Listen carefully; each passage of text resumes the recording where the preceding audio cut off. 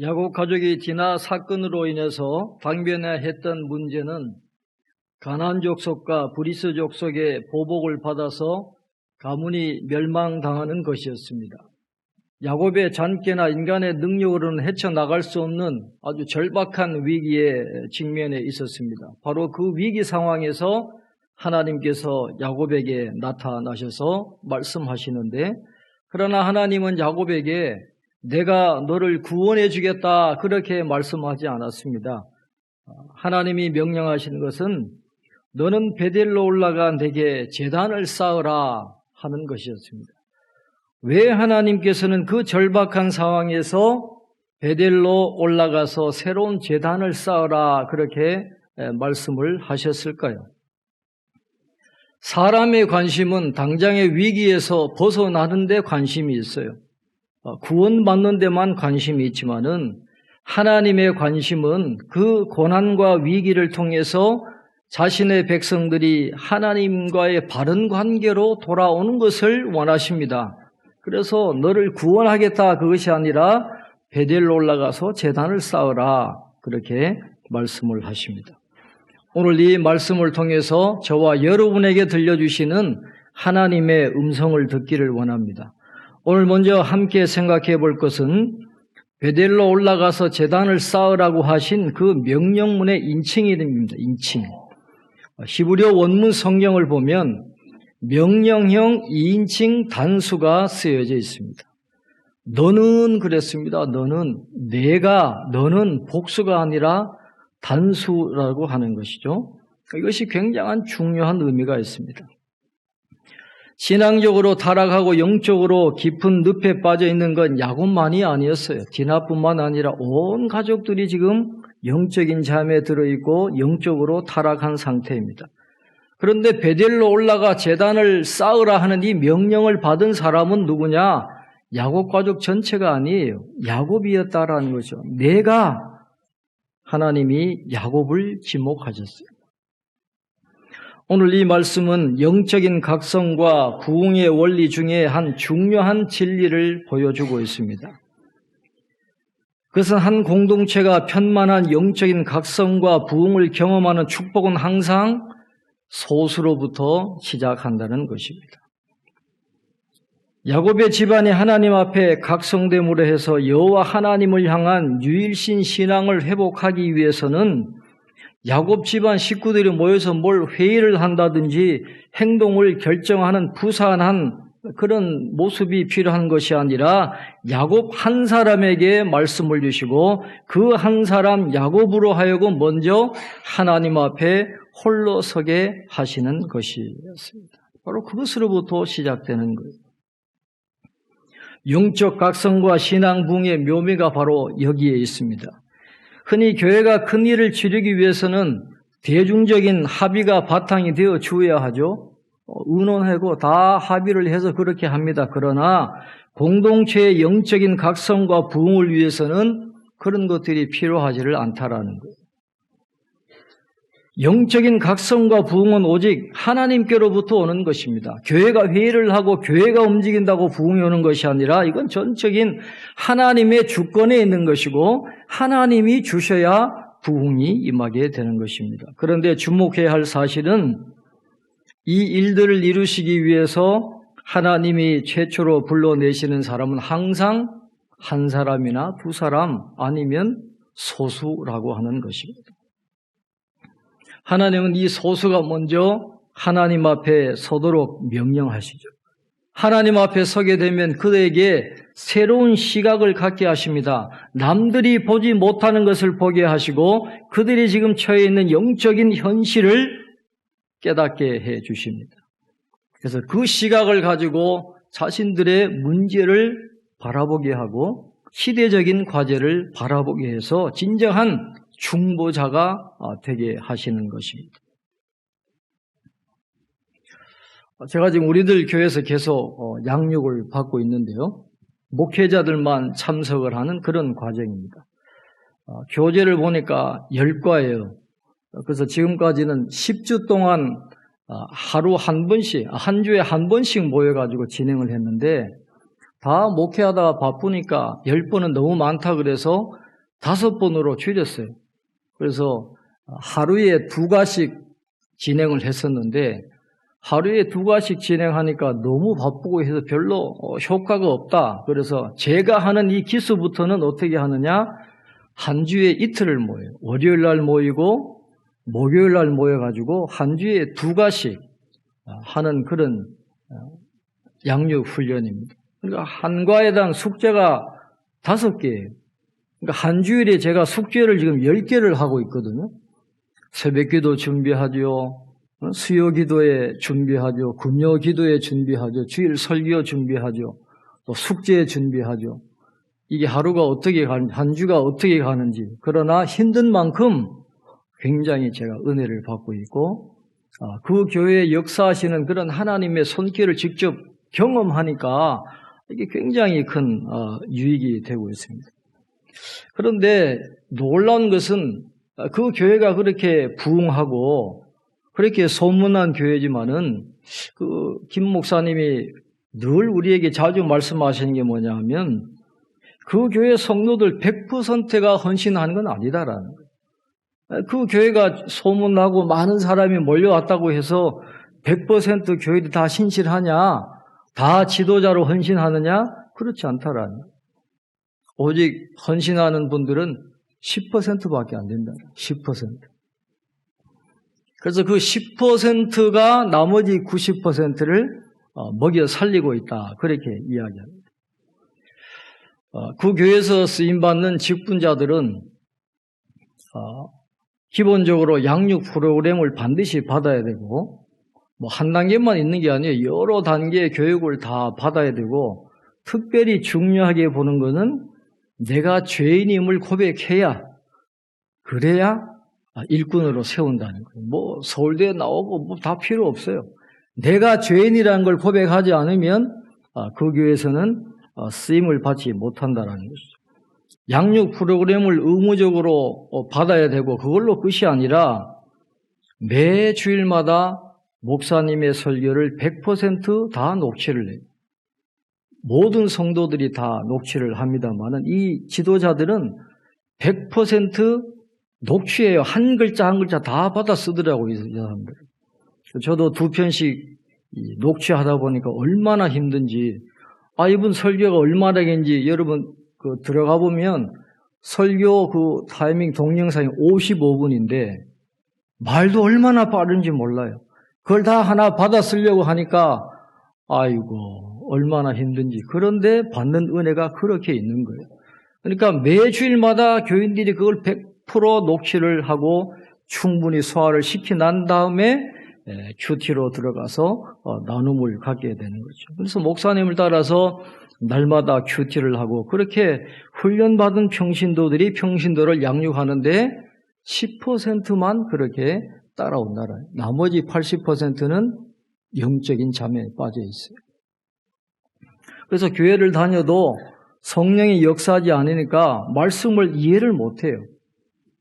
교회 왔다 갔다는 하지만 삶의 변화가 나타나지 않는 그런 사람들이 한 80% 되고 나머지 10%는 아예 깊이 영적 잠에 빠져 있어서 그 사람들은 깨우면 안 된다는 거예요. 그 사람들은 자기 내버려 둬야 된다. 그래서 10%가 나머지 90%를 먹여 살리고 있다. 그렇게 이야기합니다.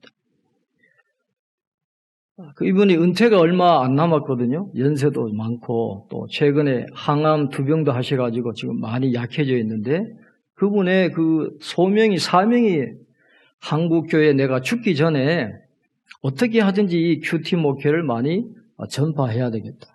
그래서 본인이 힘들면도 불구하고 목회자들 불러가지고 세미나하고 이런 양육 프로그램을 하는데 전적으로 헌신하는 거예요. 어떤 수익을 위해서 하는 게 아니라 사명감 갖고 이 프로그램에 모든 교육자 다 붙이고 사역자들 다 붙여가지고 한국교회를 위해서 헌신을 하고 있습니다. 그런데 그분이 안타깝게 하는 이야기가 매 기수마다 200명 이상 목회자들이 참석을 하는데 매 기수마다 큐티 목회를 접목해서 성공하는 교회가 한두 교회에 나오기가 어렵다는 200명이 받고 가요. 그러나 그 교회가 이 프로그램을 접목해가지고 성공하는 교회는 한두 개 나올까 말까. 소수란. 그러나 그분이 희망이 있는 건 비록 한 기수의 한 교회에 나와도 그 교회가 한국 교회를 살리는 희망이 될 수 있지 않느냐. 거기에 소망을 가지고 이분은 사명감을 가지고 그렇게 하는 겁니다. 그러면서 그분이 그 참여한 목회자들에게 강조하는 게 있어요. 여러분 교회에 이 말씀을 나누는 큐티를 통해 가지고 변화되는 한 분만 있으면 10%도 아니에요. 여러분 교회의 말씀을 통해서 변화되는 한 분만 있으면 그 교회는 된다라는 거예요. 말씀이 들리고 내가 죄인인 것을 고백하고 말씀으로 자신의 삶을 해석할 수 있는 한 사람, 그 사람만 길러내면 그 교회는 살아나는 역사가 일어나게 됩니다. 많은 사람이 필요한 게 아니라 한 사람, 그 사람이 필요하다는 것입니다.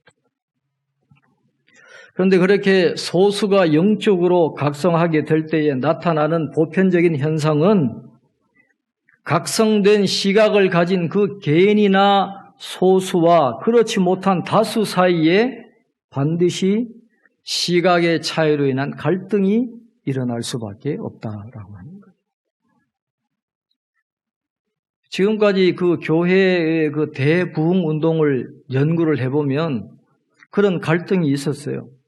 그 영적으로 각성한 소수와 대다수 그렇지 못한 사람들 간에 이 갈등이 있는데 이 논리적인 설득을 통해 가지고는 이 사람들이 설득이 안 되더라. 논리적인 설득을 가지고는 설득이 안 되는 그런 현상이 나타나고 있는 것입니다. 성령 충만은 말씀 충만이고 말씀 충만은 갈등 충만입니다. 여러분 잘 아셔야 돼요. 성령 충만은 말씀 충만이고 말씀 충만은 갈등 충만이에요.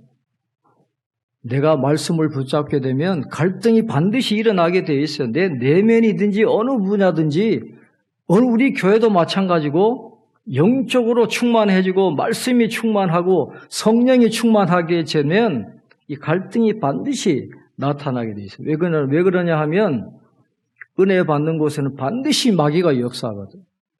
우리 교회에 은혜가 임하게 되면 마귀가 부흥회를 해요.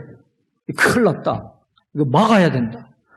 그래서 이 갈등을 불러일으키게 된다는 것이죠. 그럼에도 불구하고 우리가 기억해야 할 것은 하나님은 새로운 시각을 갖게 하신 그 소수를 통해서 하나님의 역사를 이루어 가신다. 다수와 갈등이 일어나도 그 갈등이 무서워가지고 그걸 하지 않으면 안 되는 거예요. 해야 된다라. 갈등은 반드시 일어나게 되어 있어요. 그러나 하나님은 하나님의 말씀을 붙잡고 가는 소수를 통해서도 얼마든지 하나님의 놀라운 일을 행하고 가신다라는 것입니다. 그렇다고 해서 우리가 마귀에게 빌미를 주면 안 되잖아요. 그 교회에서 사역자들에게 강조하는 그 목사님의 교훈이 있더라고요. 그 교회는 말씀을 함께 나누니까 말씀으로 자기 죄를 보고 자기의 죄를 오픈해요. 거기는 모든 죄를 오픈하는데 거기에서 강조하는 것이 뭐냐 하면 남에게 그 사람의 죄를 고백하라고 강요해서는 안 된다라는 거예요. 성령이 역사하지 않으면 자신의 죄를 고백하기가 어렵다라는 거죠.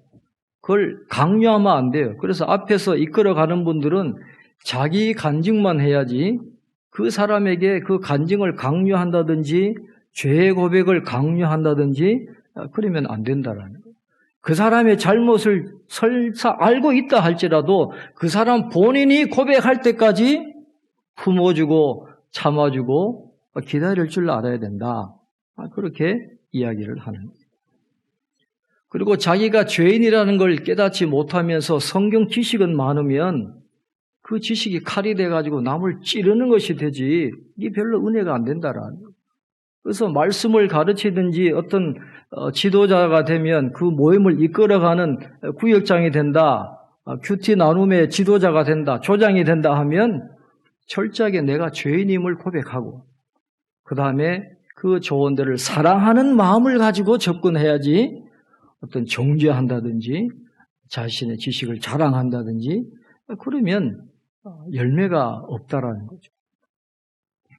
그 다음에 진정성이 있어야 된다. 그렇게 이야기해요. 삶이 따라줘야 돼요. 삶이 따라주지 않는 번드르르한 큐티 나눔, 삶이 따라주지 않는 기도, 삶이 따라주지 않는 예배, 그건 열매가 없어요. 그럼 사람들이 뭐라 그러냐? 너나 잘하세요. 이렇게 되니까 항상 진정성을 가지고 그렇게 접근해야 된다. 그렇게 강조를 하고 있는 것입니다. 사람들은 다수의 움직임에 주의를 기울이지만은 하나님은 소수를 자기 편에 서게 하심으로 당신의 일을 시작하십니다. 사람들은 방법을 찾아요. 그러나 하나님은 사람을 찾으십니다.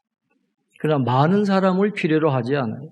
한 사람이라도 하나님이 함께 하시는 한 사람, 그가 곧 다수라고 하는 것이죠. 그래서 저는 기도합니다. 우리 교회에도 하나님이 필요하시는 그 한 사람, 그 한 사람이 일어나기를 저는 기도하고 있어요. 하나님이 그 기도에 응답해 주실 줄 믿어요. 저는 확신하고 있어요. 한 사람만 일어나면 되는 거예요. 그래서 우리 교회 가운데 하나님이 택하신 한 분이라도 일어나서 우리 교회 위에 큰 은혜가 있기를 축원합니다. 그 다음에 또 한 가지 우리가 살펴볼 것은 제단을 쌓으라고 명령하실 때에 그 앞에 덧붙이신 말씀이 있어요. 내게 나타났던 하나님께 거기서 제단을 쌓으라 하신지라. 하나님께 그랬습니다. 하나님께 거기서 제단을 쌓으라 하신 하나님께 그랬어요. 이 말씀은 영적인 각성과 영적 대부흥을 위해서 부르심을 받은 소수가 무엇에 관심을 기울여야 하는지를 보여주고 있습니다. 그 소수는 마땅히 하나님께 관심을 기울여야 합니다. 자신의 어떤 비전이나 계획 같은 것들이 일차적인 관심이 되어서는 안 되는 것입니다. 우리가 온 마음과 뜻을 다해서 관심을 기울여야 할 것이 무엇이겠습니까? 우리의 가장 중요한 관심은 우리의 사역의 목표나 교회의 선교 비전도 아닙니다. 우리의 일차적인 관심은 심지어는 잃어버린 세상의 영혼들을 구원하는 것도 아니라는 겁니다. 우리의 가장 중요한 관심과 비전은 하나님의 영광이 되어야 된다는 것이죠. 하나님의 영광이에요. 교회 역사 속에서 영적인 각성과 부흥에 쓰임받은 사람들은 하나님의 영광이 가장 높이 드러나기를 열망했던 사람입니다. 말라기 2장 1절로 2절에 보면 너희 제사장들아 이제 너희에게 이같이 명령하노라. 만군의 여호와가 이르노라. 너희가 만일 듣지 아니하며 마음에 두지 아니하여 내 이름을 영화롭게 하지 아니하면 내가 너희에게 저주를 내려 너희의 복을 저주하리라. 내가 이미 저주하였나니 이는 너희가 그것을 마음에 두지 아니하였음이라. 그렇게 말합니다. 하나님은 영광을 받으시기를 원합니다. 우리가 하나님께 영광을 돌리시기를 하나님은 원하고 계세요. 구약에 나오는 선지자들의 열망은 단 한 가지예요. 이스라엘 백성들이 거룩해지고 성전을 세우고 그런 것이 아니라 하나님은 이스라엘 백성들이 하나님께 영광을 돌리기를 원한다라고 하는 그 하나의 열망을 가지고 불붙은 심정으로 나아갔던 사람들이 바로 구약의 선지자들이었다라는 것입니다. 솔리데오 글로리아. 장신대에 가면 솔리데오 글로리아가 교패에 딱 새겨져 있어요. 오직 하나님께 영광을. 우리의 모든 일차적인 관심은 하나님께 영광을 돌리는 것입니다. 저와 여러분의 마음속에 이 교회 속에 가장 시급히 되찾아야 할 열망이 무엇일까요? 하나님께 영광을 돌리는 그 열정, 그 관심이 우리에게 회복되어야 될 줄로 믿습니다. 부활하신 예수님이 시몬 베드로를 찾아가시잖아요. 내가 나를 사랑하느냐? 내가 이 사람들보다 나를 더 사랑하느냐? 3번 물으시잖아요. 주님, 제가 주님 사랑하실 줄 아십니다. 예수님을 3번 부인하고 자책감에 빠져있는 그 베드로를 예수님이 다시 회복시켜 주세요. 살려주십니다. 또 사명을 주십니다. 그러면서 베드로에게 이렇게 말씀하십니다. 요한복음 21장 18절 말씀에 보면 내가 진실로 진실로 내게 이르노니 내가 젊어서는 스스로 띠뛰고 원하는 곳으로 다녔거니와 늙어서는 내 팔을 벌리리니 남이 내게 띠띠우고 원하지 아니하는 곳으로 데려가리라. 베드로의 순교를 말씀을 하세요. 그러면서 이어지는 19절에 예수님이 이렇게 말씀합니다. 이 말씀을 하심은 베드로가 어떠한 죽음으로 하나님께 영광을 돌리실 것을 가리키심이로라. 이 말씀을 하시고 베드로에게 이르시되 나를 따르라 하시니. 그랬어요. 베드로가 띠띠우고 끌려가서 죽게 되는데 그 죽음이 의미하는 바가 무엇이라는 것입니까? 죽음을 통해서 베드로가 어떠한 죽음으로 하나님께 영광을 돌릴 것을 가리키심이로라. 그렇게 말씀하고 있어요. 예수님의 관심은 당신을 사랑하는 베드로를 통해서 받으실 영광에 있었습니다. 예수님의 관심은 당신을 사랑한다는 이유로 베드로로 하여금 이 땅에 있는 온갖 좋은 것들을 누리게 하는 것이 아니었어요. 만약에 예수님의 관심이 베드로가 잘 사는 데 있다고 한다면 내가 내 마음대로 잘 먹고 잘 살 것이다 그렇게 했을 텐데 그렇게 하지 않으셨다는 거예요. 오히려 죽음을 통해서 하나님의 영광을 드러내도록 하셨다라고 성경은 말씀을 하고 있습니다. 인생의 목적은 행복이 아니라 거룩에 있어요. 인생의 목적은 행복하게 잘 사는 게 아닙니다. 거룩함을 이루어가는 게 우리 인생의 목적이에요. 만약에 행복에 있다면 하나님은 우리에게 고난을 주시지 않죠. 그냥 잘 살도록, 평안하도록, 만사형통하도록 그렇게 해 주실 텐데 하나님이 우리를 향하신 인생의 목적은 거룩에 있어요. 그러니까 우리에게 고난을 주시는 거예요. 그 고난을 통해서 거룩을 이루어가게 하시고 그 모습을 통해서 영광 받으시기를 원하시기 때문에 하나님이 그런 고난을 주신다라는 것입니다. 우리의 소망이 어디에 있습니까? 여러분, 이 땅에서 온갖 좋은 것 누리는 것이 우리의 소망입니까? 아니면 주님이 우리를 기다리는 저 천국에 우리의 소망이 있습니까?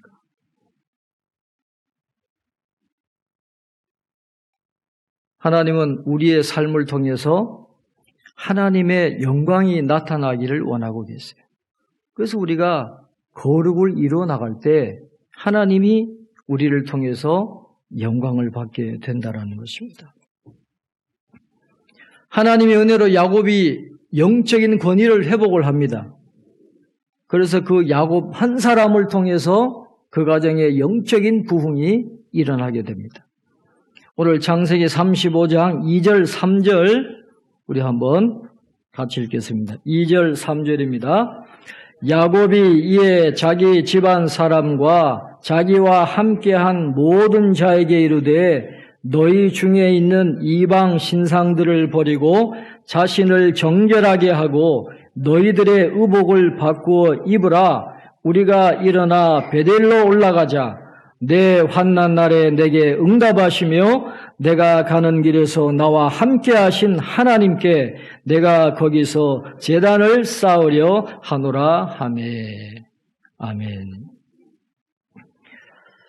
구약 히브리어 성경 중에 모세 오경을 의역해서 번역해 놓은 아람어로 된 성경이 있는데 그것을 탈굼이라 그럽니다. 이 탈굼 성경의 특징은 번역자의 부연 설명이 많이 붙어 있는 게 특징인데 이 탈굼 성경에 보면 오늘 창세기 35장 2절 3절에 나오는 이방 신상에 대해서 이러한 설명을 붙여놨어요. 너희가 세겜의 우상들의 집에서 취해낸 우상을 버리라. 지금 야곱의 집에 있는 우상은 세겜 사람들과 섞여 살면서 그들에게 갖고 한 우상이에요. 그러니까 세겜 사람들과 섞여 평탄하게 살았지만은 이미 야곱의 그 가정은 영적으로 무너지고 하나님은 없어요. 우상을 숭배하고 세상의 풍속을 따라가는 영적인 깊은 잠에 빠져있던 그런 상황이었는데 야곱이 영적으로 각성합니다. 일어나 베델로 올라가자는 거예요. 이방 신상을 다 버리라는 거예요. 정결하게 하나님 앞에 서서 베델로 올라가서 하나님 앞에 예배드리자. 그렇게 말씀을 하는 것입니다. 그러니까 온 가족들이 다 그렇게 하잖아요. 그러니까 하나님이 다시 나타나셔서 그들에게 아브라함과 이삭에게 주셨던 그 축복을 또다시 약속해 주시는 것입니다. 창세기 35장 우리 9절부터 12절 말씀 한번 같이 읽겠습니다. 창세기 35장 9절부터 12절 말씀 같이 읽겠습니다. 야곱이 밧단 아람에서 돌아오매 하나님이 다시 야곱에게 나타나사 그에게 복을 주시고 하나님이 그에게 이르시되 내 이름이 야곱이지만은 내 이름을 다시는 야곱이라 부르지 않겠고 이스라엘이 내 이름이 되리라 하시고 그가 그의 이름을 이스라엘이라 부르시고 하나님이 그에게 이르시되 나는 전능한 하나님이라 생육하며 번성하라 한 백성과 백성들의 총회가 내게서 나오고 왕들이 내 허리에서 나오리라 내가 아브라함과 이삭에게 준 땅을 내게 주고 내가 내 후손에게도 그 땅을 주리라 하시고 아멘. 성경은 참회하라 천국이 가까이 왔느니라 그렇게 말씀하지 않았어요.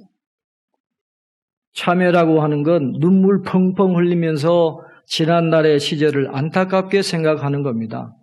그러나 참회는 그냥 감정적인 거예요. 성경은 그 이상을 원하세요. 참회하라가 아니에요. 회개하라 천국이 가까이 왔느니라. 눈물 한 방울 안 흘려도 버릴 건 버리고 청산할 건 청산하고 끊을 건 끊고 하나님과 바른 관계를 회복하라는 것입니다. 야곱은 거기에 순종했어요. 온 가족들이 이방 신상을 버리고 옷을 바꾸어 입고 정결한 마음으로 베델로 올라갔어요. 그럴 때 하나님 그들에게 나타나셔서 놀라운 은혜와 복을 내려주시는 것입니다. 일어나 베델로 올라가자. 오늘 저와 여러분에게 주시는 하나님의 음성이 되기를 바라고 야곱 가족처럼 우리가 참된 순종의 길, 회개의 길로 나가서 하나님이 예비하신 큰 은혜, 그 놀라운 기쁨과 축복을 누리는 저와 여러분 되시기를 바랍니다. 기도하겠습니다. 하나님 아버지, 은혜와 사랑을 감사합니다. 아무 자격도 없는 저희들 보혈의 공로로 예수 그리스도의 은혜로 하나님의 자녀 삼아주시고 오늘도 믿음의 공동체를 세우며 전능하신 하나님께 예배 드릴 수 있도록 인도해 주시니 감사합니다. 하나님, 우리가 야곱과 같이 영적인 잠에 빠져 있었음을 고백합니다. 그러나 하나님의 은혜가 있고 하나님이 택하신 가정이고 예수 그리스도의 계보를 이어가야 될 믿음의 가정이기에 하나님 저들을 버려두지 않았습니다. 저들을 각성하게 하시고 하나님께 돌아오게 하시고 하나님이 예비하신 은혜와 복을 누리게 해 주셨습니다. 일어나 베델로 올라가자. 하나님 우리의 모두의 고백이 되기를 원합니다. 하나님 앞에 끊을 것 끊을 수 있는 믿음을 허락하시고 우리의 힘으로는 끊을 수 없습니다. 성령께서 도와주셔야 되겠습니다. 우리 성도님 한 분 한 분을 붙잡아 주시고 하나님 은혜를 경험하게 도와주셔서 끊을 것 끊을 수 있도록 하나님 도와주셔서 베델에서 누렸던 그 축복 오늘 우리의 삶의 자리에서 누려나갈 수 있도록 은혜를 허락하여 주옵소서. 감사하고 예수님 이름으로 기도하옵나이다. 아멘.